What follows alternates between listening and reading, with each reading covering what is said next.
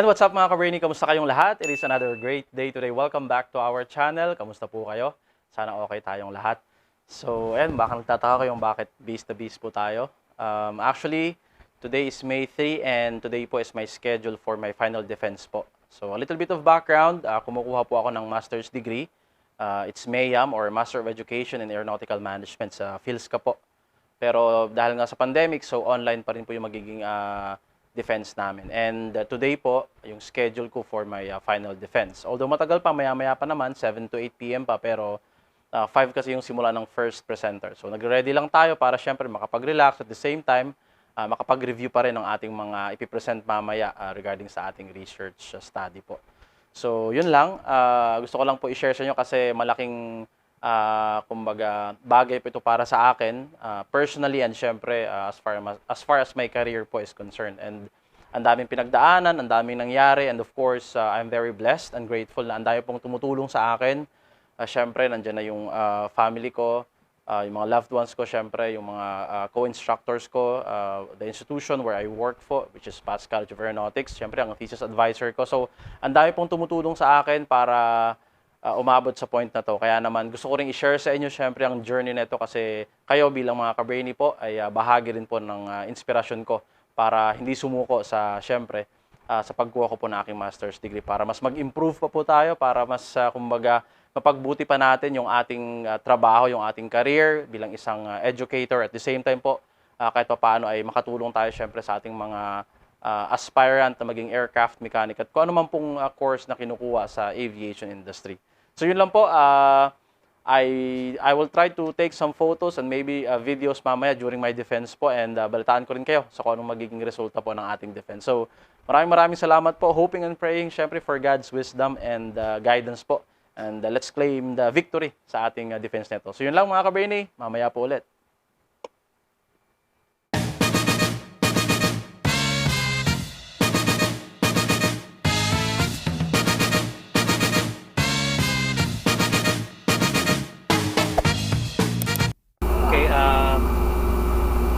Good evening to all the panelists. I would like to introduce to you the thesis presenter, Mr. Mark Magango. He is a graduate of the Bachelor of Science in Aircraft Maintenance Technology at Pats College of Aeronautics. He is presently connected in the same college as a technical instructor. Well, he is a candidate for graduation with the degree of Master of Education in Aeronautical Management and will be presenting his thesis entitled Development of an Airframe Composite Training Program in Blended Learning Mode for the Normal. But before I proceed, I would just like to tell the panel that this thesis has been accepted as oral presentation in the Air Transport Research Society World Conference in Kobe, Japan in July. And he has also a national conference paper presentation at PSERE this coming May. So before he graduates, I think he would have 2 international conference papers. So good work. You may begin, Mr. Magango. Thank you. Alright, sir, thank you very much po. So once again to our panel members, thank you very much for being here and good evening po sa inyong lahat. Dr. Bersoto, Dr. Estrada, Dr. Iago, Dr. Medina, and to our chair and Dean po, Dr. Santiago. And again, thank you very much po for being here. To my thesis advisor, Dr. Leo Mendel de Rosario. So again, my name is Mark Magango and I will be presenting to you the results of my research study entitled Development of an Airframe Composite Training Program in Blended Learning Mode under the New Normal. So just a little bit of background po. We go to page number 2 of the manuscript. A brief introduction po of the research study. So I just highlighted some of the key points po. So to cope up with the trend and demand of aviation technology, it is deemed necessary for aviation schools to regularly update their curricula and training programs to adapt to contemporary industry standards such as for the airframe composite maintenance. The practical laboratory classes in higher education are considered to be an essential aspect of technical courses education. The enhancement of practical skills, intellectual stimulation, or transferable skills are some of the best products of having laboratory activities.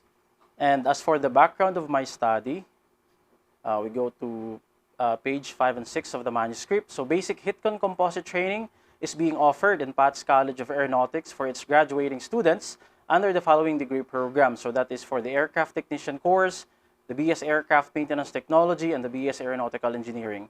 The Airframe Composite Training Program is part of the curriculum requirements, and students undergo this training in order for them to be familiarized with the fundamentals of aircraft composite repairs, composite inspections, methods of repairs, materials, and standard safety practices. And now let's proceed with the statement of the problem.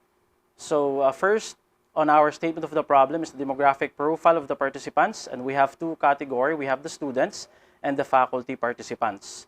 The statement of the problem number 2 is that, what is the level of effectiveness of the basic airframe composite training program of Pat's College of Aeronautics in terms of online classes, asynchronous activities, and limited face-to-face laboratory classes.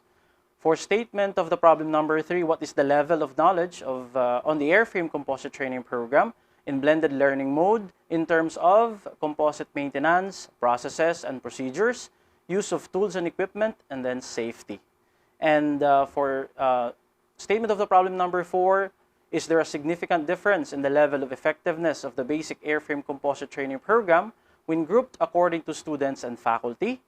For SOP number 5, is there a significant difference in the level of knowledge of the basic airframe composite training program when grouped also according to students and faculty? And statement of the problem number 6, what are the recommendations for the implementations of an airframe composite training program for blended learning mode? So pagkatapos ng halos isang oras na presentation, recommendations and revisions given by the panel of examiners and my previous professors po, mga minor details na dapat ayusin bago masabing tapos na at kompleto na ang ating research study. In God's grace and blessings po, we were able to claim the victory. So gusto kong i-share sa inyo ang lahat ng ito, mga Ka Brainy, dahil bahagi kayo ng journey na ito. Alam kong marami pang dapat na asikasuhin para maging official ang ating victory, ang ating pag-claim ng pagkakaroon natin ng master's degree. But for the meantime, samahan nyo po ako na i-enjoy muna ang victory natin ito. So para po sa inyong lahat, mga Ka Brainy, ang success na ito, maraming salamat po sa family ko, loved ones, sa misis ko, at sa lahat po naging support system ko. Maraming salamat po. To God be all the glory. Thank you very much, mga Ka Brainy.